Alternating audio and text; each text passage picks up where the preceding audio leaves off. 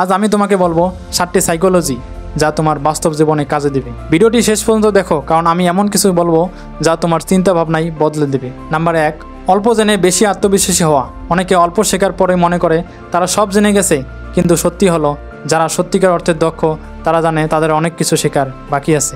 তাই যে কোনো বিষয়ে গভীর জ্ঞান অর্জনের চেষ্টা করো, অল্প জেনে বেশি আত্মবিশ্বাসী হয়ে যেও না।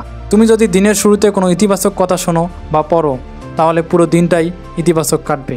সকালে উঠে মোটিভেশনাল ভিডিও দেখো বা ভালো কিছু পড়ো, এতে মস্তিষ্ক ভালোভাবে প্রভাবিত হবে। প্রত্যাশা বাস্তবতার রূপ নেয়।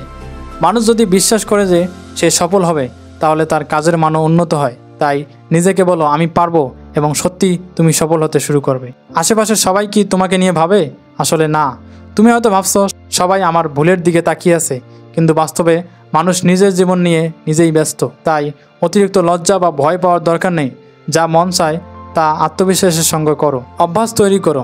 আমাদের প্রতিটি কাজেই নির্দিষ্ট অভ্যাসের মাধ্যমে গড়ে ওঠে। তাই 21 দিন ধরে যদি কোনো ভালো কাজের অভ্যাস চালিয়ে যেতে পারো, তাহলে তা তোমার জীবনের অংশ হয়ে যাবে আর তুমি সফলও হবে। খারাপ কিছু বেশি মনে থাকে। আমরা 10টা ভালো কথা শুনলেও একটা খারাপ মন্তব্য বেশি মনে রাখি।